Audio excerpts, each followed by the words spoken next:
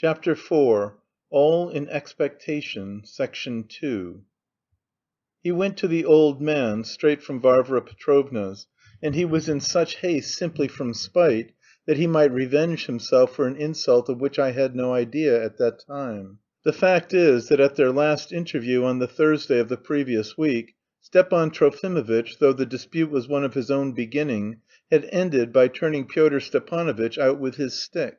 He concealed the incident from me at the time.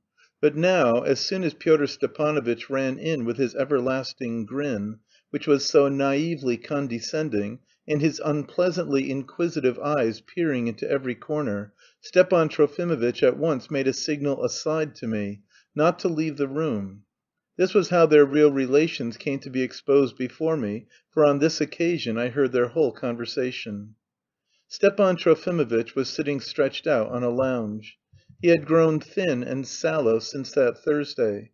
Pyotr Stepanovitch seated himself beside him with a most familiar air, unceremoniously tucking his legs up under him and taking up more room on the lounge than deference to his father should have allowed. Stepan Trofimovitch moved aside in silence and with dignity. On the table lay an open book. It was the novel What's to be Done? Alas, I must confess one strange weakness in my friend, the fantasy that he ought to come forth from his solitude and fight a last battle was getting more and more hold upon his deluded imagination.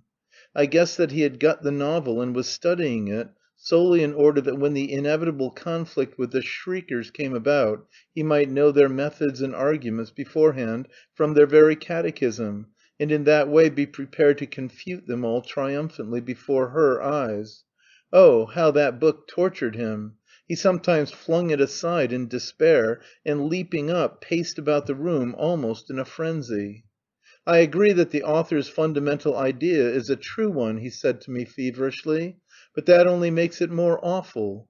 It's just our idea, exactly ours. We first sowed the seed, nurtured it, prepared the way, and indeed what could they say new after us? But heavens, how it's all expressed, distorted, mutilated!" he exclaimed, tapping the book with his fingers. "Were these the conclusions we were striving for?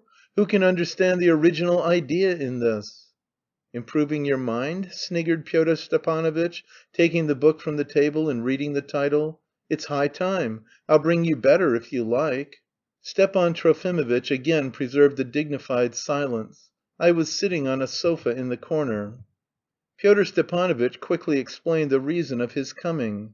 Of course Stepan Trofimovitch was absolutely staggered, and he listened in alarm which was mixed with extreme indignation. "And that Yulia Mihailovna counts on my coming to read for her?"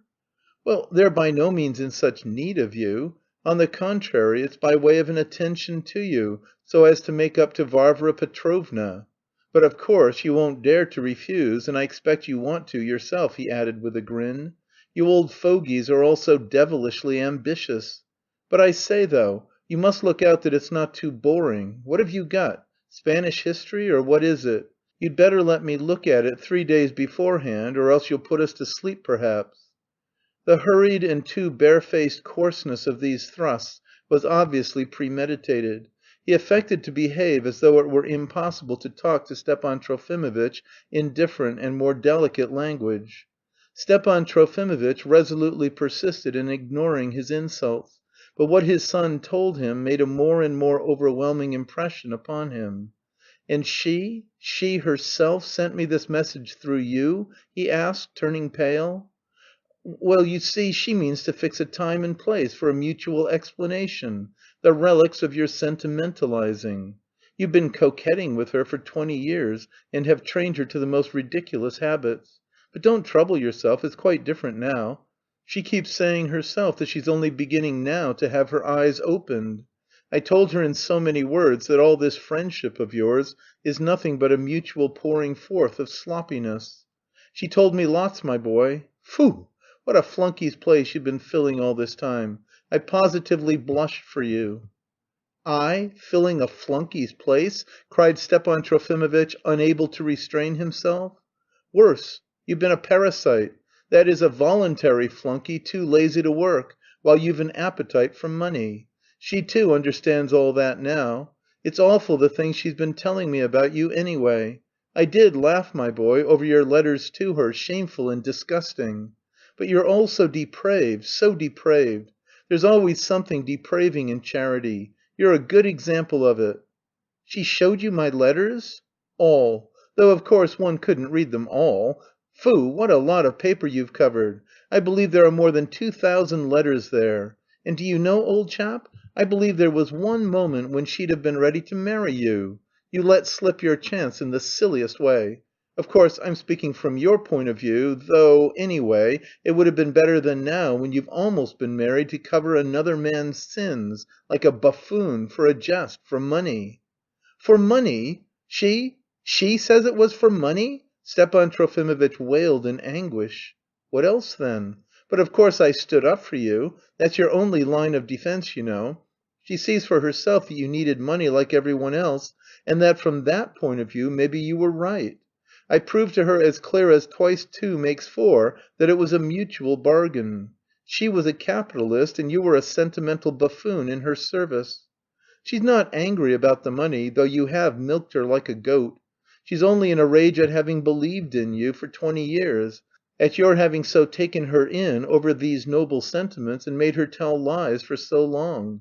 She never will admit that she told lies of herself, but you'll catch it the more for that. I can't make out how it was you didn't see that you'd have to have a day of reckoning. For after all you had some sense. I advised her yesterday to put you in an almshouse, a genteel one, don't disturb yourself, there'll be nothing humiliating, I believe that's what she'll do. Do you remember your last letter to me 3 weeks ago?" "Can you have shown her that?" cried Stepan Trofimovitch, leaping up in horror. "Rather! First thing. The one in which you told me she was exploiting you, envious of your talent. Oh yes, and that about other men's sins. You've got a conceit though, my boy. How I did laugh! As a rule your letters are very tedious, you write a horrible style. I often don't read them at all, and I've one lying about to this day, unopened. I'll send it to you to morrow. But that one, that last letter of yours was the tip-top of perfection. How I did laugh! Oh, how I laughed!" "Monster! Monster!" wailed Stepan Trofimovitch. "Foo! Damn it all! There's no talking to you. I say, you're getting huffy again, as you were last Thursday." Stepan Trofimovitch drew himself up menacingly. "How dare you speak to me in such language?" "What language? It's simple and clear." "Tell me, you monster, are you my son or not?" "You know that best. To be sure, all fathers are disposed to be blind in such cases." "Silence! Silence!" cried Stepan Trofimovitch, shaking all over. "You see, you're screaming and swearing at me as you did last Thursday. You tried to lift your stick against me, but you know, I found that document. I was rummaging all the evening in my trunk from curiosity. It's true there's nothing definite, you can take that comfort. It's only a letter of my mother's to that Pole. But to judge from her character... Another word and I'll box your ears." "What a set of people!" said Pyotr Stepanovitch, suddenly addressing himself to me. "You see, this is how we've been ever since last Thursday. I'm glad you're here this time anyway and can judge between us. To begin with, a fact. He reproaches me for speaking like this of my mother, but didn't he egg me on to it? In Petersburg, before I left the high school, didn't he wake me twice in the night, to embrace me, and cry like a woman? And what do you suppose he talked to me about at night? Why, the same modest anecdotes about my mother. It was from him I first heard them." "Oh, I meant that in a higher sense. Oh, you didn't understand me. You understood nothing, nothing." "But anyway, it was meaner in you than in me. Meaner, acknowledge that. You see, it's nothing to me if you like. I'm speaking from your point of view. Don't worry about my point of view. I don't blame my mother. If it's you, then it's you. If it's a Pole, then it's a Pole. It's all the same to me. I'm not to blame, because you and she managed so stupidly in Berlin. As though you could have managed things better. Aren't you an absurd set after that? And does it matter to you whether I'm your son or not? Listen," he went on, turning to me again, "he's never spent a penny on me all his life. Till I was 16 he didn't know me at all. Afterwards he robbed me here, and now he cries out that his heart has been aching over me all his life, and carries on before me like an actor. I'm not Varvara Petrovna, mind you." He got up and took his hat. "I curse you henceforth." Stepan Trofimovitch, as pale as death, stretched out his hand above him. "Ach, what folly a man will descend to!" cried Pyotr Stepanovitch, actually surprised. "Well, good bye, old fellow. I shall never come and see you again. Send me the article beforehand, don't forget, and try and let it be free from nonsense. Facts, facts, facts, and above all let it be short. Good bye." Part 2, Chapter 4, Section 2.